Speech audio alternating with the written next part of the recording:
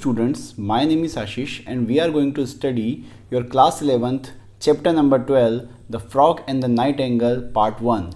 And this is a beautiful poem written by Vikram Seth. And what is in the poem? है क्या इस poem के अंदर, क्या बताना चाह रही है? ये जो पोएट्री है काफ़ी लंबी है, तो 135 के आसपास जो लाइंस है इसके अंदर, और बहुत ही लेंदी पोएम है, तो हमें इसे बहुत लंबे 2 पार्ट्स में बनाना होगा। लेकिन ये जो पोइट्री है आप अगर देखेंगे तो ये बहुत साल पहले लिखी गई, लेकिन ये आज भी इतनी ज़्यादा रेलेवेंट होती है। ये बताती है कि किस तरह से ये जो शोज़, जो सो कॉल्ड रियलिटी शोज़ होते हैं, उनमें किस तरह से बेईमानी की जाती है, किस तरह से लोगों का यूज़ किया जाता है, किस तरह से कंटेस्टेंट्स के साथ धोखा किया जाता है, और उसको एक जानवरों की स्टोरी में पिरोकर बहुत ही बेहतरीन तरीके से रिप्रेजेंट किया गया है। चलिए स्टार्ट करते हैं। Once upon a time a frog croaked away in Bingle Bog. Let me tell you that जैसे कि हम जब पंचतंत्र की कहानियाँ पढ़ते हैं जहाँ पे जानवर बात करते हैं, आपने पंचतंत्र की कहानियाँ पढ़ी होगी जिसमें मगरमच्छ और बंदर की कहानी है, जहाँ पे बंदर का कलेजा जो है वो मगरमच्छ मांग लेता है। तो ये जो स्टोरीज़ होती थी पंचतंत्र की, वो एक सुंदरवन नाम की जगह पर इमेजिन की गई है, जो कि एक्चुअली में बंगाल में है, और ये माना गया है कि वहाँ पे सुंदरवन में जो जानवर है वो आपस में बातें करते हैं। ऑब्वियसली ये इमेजिनरी थिंग है, ऐसा होता नहीं है। तो बेंगल वॉक भी एक ऐसी ही जगह है जहाँ जानवर क्या करते हैं, आपस में बातें करते हैं। और एक बार की बात है कि एक मेंढक जो है वो टर्राया करता था बेंगल वॉक नाम की जगह पर। Every night from dusk to don.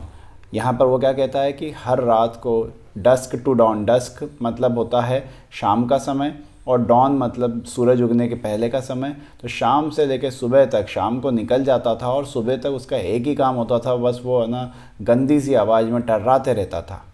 He croaked on and on and on. यहाँ पे मतलब ऑन एंड ऑन, ये AWN जो है ये ON जैसा है कि वो कंटिन्यू रहता था। ऑन एंड ऑन का मतलब यहाँ पर है कि वो रुकता ही नहीं था, नॉन स्टॉप टर्राना शुरू रहता। एक बार शुरू होता तो फिर उसको बंद ही नहीं किया जा सकता, वो चलता जाता था, चलता जाता था, चलता जाता था। उसकी आवाज़ इतनी गंदी थी और उसके बावजूद वो सुनता भी नहीं था किसी की, वो बस टर्राते रहता था। अदर क्रिएचर्स दोथेथ हिज वॉइस, है ना। आप यहाँ पे देखेंगे कि नीचे हम यहाँ पे जो मीनिंग्स हैं उसमें लोथेड मतलब हेटेड होता है ना। इसके पहले ऑन मिसस्पेल्ड से mispronounce so that in rhyme with dawn, है ना, कि वो चलता रहता था। उसके बाद आप देखेंगे कि यहाँ पे वो क्या कहा जाता है कि अदर क्रिएचर्स लोथेड हिज वॉइस। यहाँ पे लोथेड का मतलब है हेटेड। जो दूसरे क्रिएचर थे वो नफ़रत करते थे उसकी आवाज़ से, वो उनको बहुत ज़्यादा चिढ़ होती थी। But as they had no choice, लेकिन क्या करें, कोई चॉइस ही नहीं थी। And the crash cacophony. देखिए ये जो केको वर्ड है ये बहुत ही इंपॉर्टेंट होता है इंग्लिश में। आप अच्छी हैंड राइटिंग लिखेंगे तो उसे कैलीग्राफी कहा जाता है, लेकिन अगर आपकी राइटिंग गंदी है तो उसे केकोग्राफी कहा जाता है।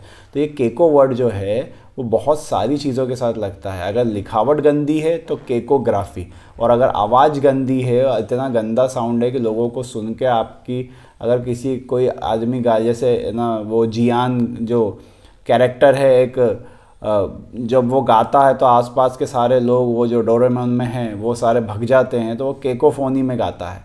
ठीक है, तो केकोफोनी मतलब होता है गंदी आवाज़, ऐसी आवाज़ जो सुनने में बिल्कुल अच्छी ना लगे। And the crash cacophony blared out from the sumac tree. देखिए एक पेड़ के अंदर रहता है ये मेंढक और वहाँ से टर्राता है, तो वो केकोफोनी उस पेड़ से उठती है और आसपास के सारे जानवर परेशान हो जाते हैं, नफ़रत करते हैं वो उस आवाज़ से। Blared out from the sumac tree at whose foot the frog each night, है ना। और वो जो ट्री है उसके फुट पर, यानी कि उसके नीचे बैठकर ये मेंढक रोज़ सुबह से शाम हरकत करता है, टर्राता रहता है, लोगों को नफ़रत होती है। मिन्स्ट्रेल ऑन टिल मॉर्निंग नाइट। ठीक है, यहाँ पे मिन्स्ट्रेल का मीनिंग आप देख पाएंगे सेंग, यानी कि गाता रहता था। मिन्स्ट्रेल ऑन टिल मॉर्निंग नाइट, वो सुबह से शाम तक सिर्फ गाता रहता था, किसी की परवाह नहीं करता था। Neither stones nor prayers nor sticks. Neither stones, पत्थर मार लो तुम, कोई फ़र्क नहीं पड़ना। नॉर प्रेयर्स, प्रार्थनाएं कर लो भाई, चुप हो जा, नहीं मानता था। नॉर स्टिक्स, लकड़ियाँ उठा उठा के फेंकते थे लोग उसके ऊपर, लेकिन वो नहीं मानता था।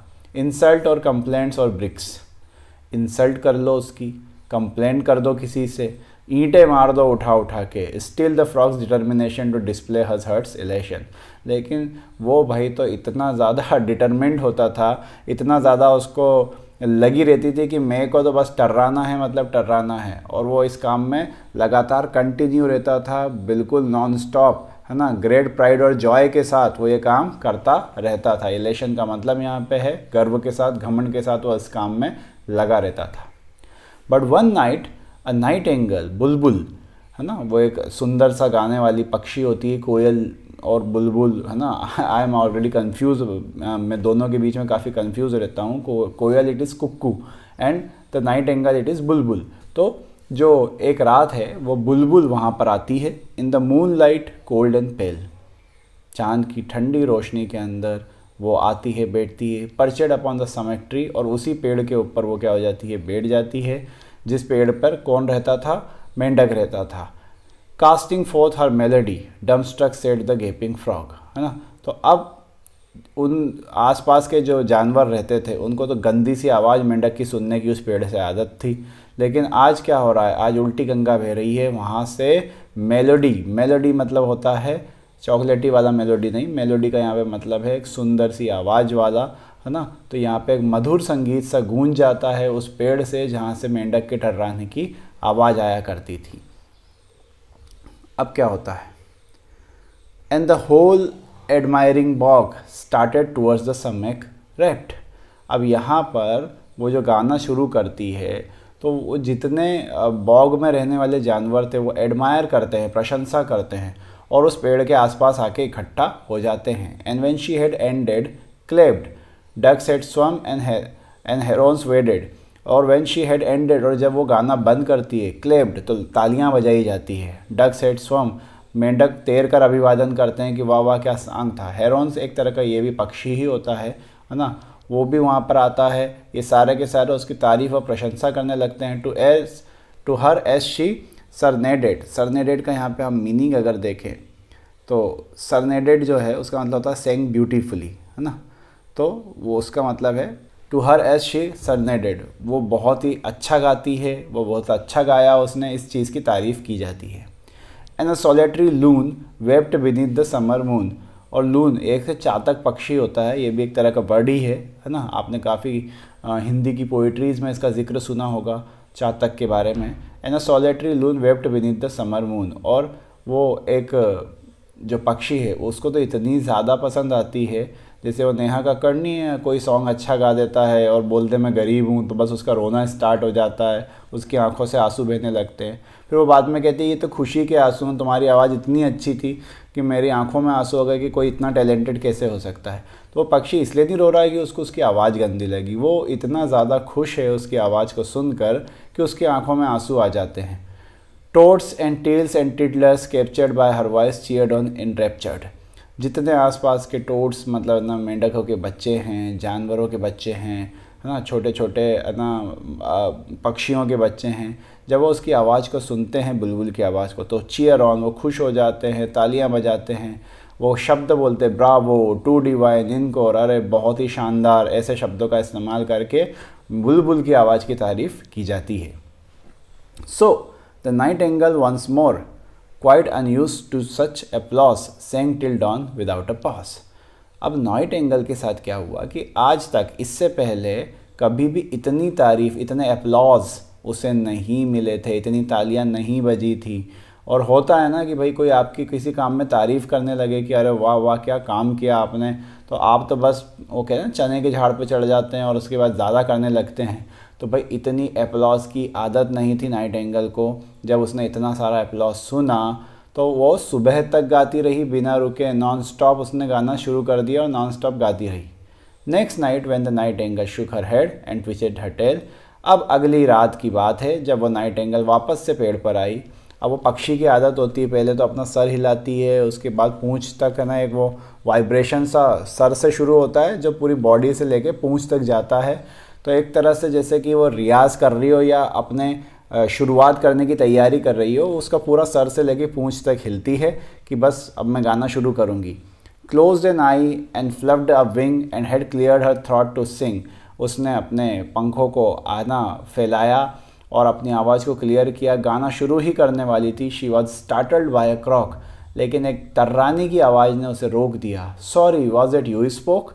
और उसने बुलबुल ने पूछा मेंढक से, सॉरी, क्या ये आपने कहा कुछ बीच में? She inquired when the frog, है ना, वो मेंढक से उसने ये पूछा कि आपकी आवाज़ थी, आप कुछ कह रहे थे मुझसे। Hope towards her from the bog. Yes, the frog replied. You see, I am the frog who owns this tree. In this bog, I have long been known for my splendid baritone. मेंढक कहता है कि हाँ हाँ मैं हूँ। देखो, ये जो पेड़ है ना जिस पे तुम बैठ के अभी गा रही हो, ये पेड़ मेरा है, मैं हूँ इसका मालिक, है ना। और ये जो ब्लॉग है, ये जो बॉग है, ये जो मतलब जगह है आसपास जहाँ पर अपन अभी खड़े हैं, इस बॉग में मैं बहुत लंबे समय से अपनी मधुर ध्वनि, अपनी मधुर आवाज़ के लिए जाना जाता हूँ। ऐसा मेंढक का कहना है कि वो बहुत ही सुंदर गाता है और अपने सुंदर गाने के लिए इस पूरे बॉग में वो ऑलरेडी फेमस है। And of course I will my pen for bog trumpet now and then, did you like my song. अब वो जो है मेंढक जो है वो कहता है कि and of course I will my pen for bog trumpet now and then, और जब मैंने गाया है तो ये बॉग खुशी से, है ना, झूम जाता है। अब बुलबुल उससे पूछती है, did you like my song, क्या आपको मेरा सॉन्ग पसंद आया, क्या आपने मेरे सॉन्ग को पसंद किया। Not too bad but for too long, the technics was fine of course. मुझे याद आते हैं इंडियन आइडल के वो शोज़ जहाँ पे फराह खान जैसे लोग या फिर ऐसे लोग जो सिंगर नहीं हैं, या फिर मुझे है ना ग्रेट इंडिया चैलेंज वगैरह, इसमें जब मैं देखता था कि मलाइका अरोरा जैसे लोग या ऐसे लोग जब किसी की सिंगिंग पर टिप्पणी करते हैं और ये कहते हैं कि आपकी सिंगिंग में ये हो रहा है, इतना वॉइस नहीं होना चाहिए था, उतना होना चाहिए था, जिनको सिंगिंग सारे गामा का एस नहीं पता, वो लोग बैठ के कमेंट करते हैं ऐसे सिंगर्स पे, उनके करियर्स बिगाड़ते हैं, उनको ना भला बुरा कहते हैं और उनको शोज़ में आगे नहीं बढ़ने देते हैं। हम देखते हैं कि नेपोटिज़म की हद ऐसी होती है कि ये उन्हीं लोगों को चूज़ करते हैं जो ऑलरेडी इस्टेब्लिश सिंगर हैं, जो पहले से कहीं पे गा रहे हैं। तो यहाँ पर मेंढक ने भी वही किया है। उसको क्या पता गाना क्या होता है, उसको तो गाने का जरा भी नॉलेज नहीं है, लेकिन इतने घटिया नॉलेज के साथ में वो क्या कर रहा है, not too bad but for too long, the technique was fine of course, है ना।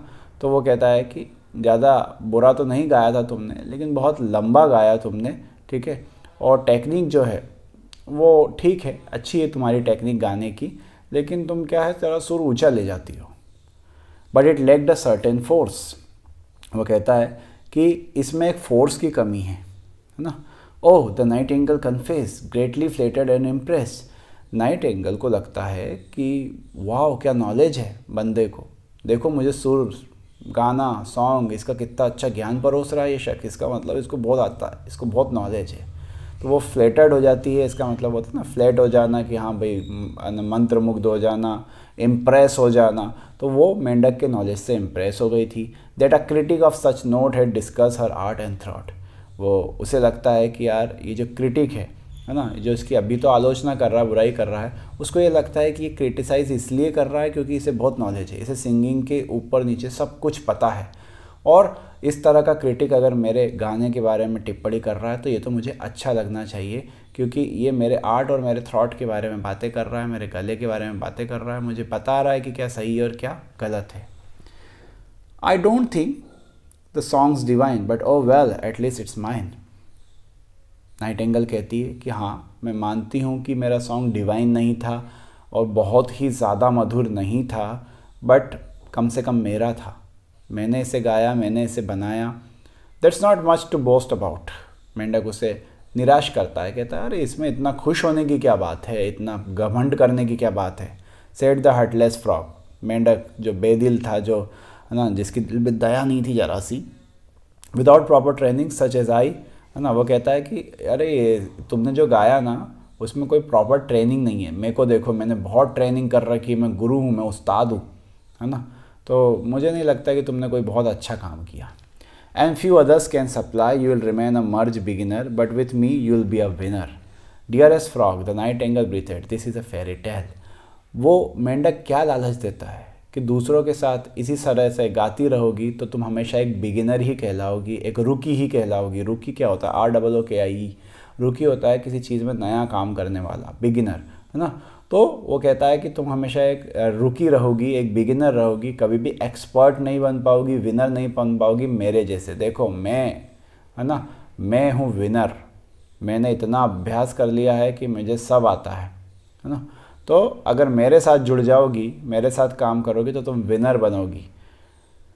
नाइटिंगेल कहती है डियरेस्ट फ्रॉग, अरे मेंढक जी, the nightingale breathed, this is a fairy tale, ये तो मेरे लिए एक परी कथा जैसा है, सपना सच होने जैसा है कि कोई मुझे सिखाने के लिए आगे आ रहा है।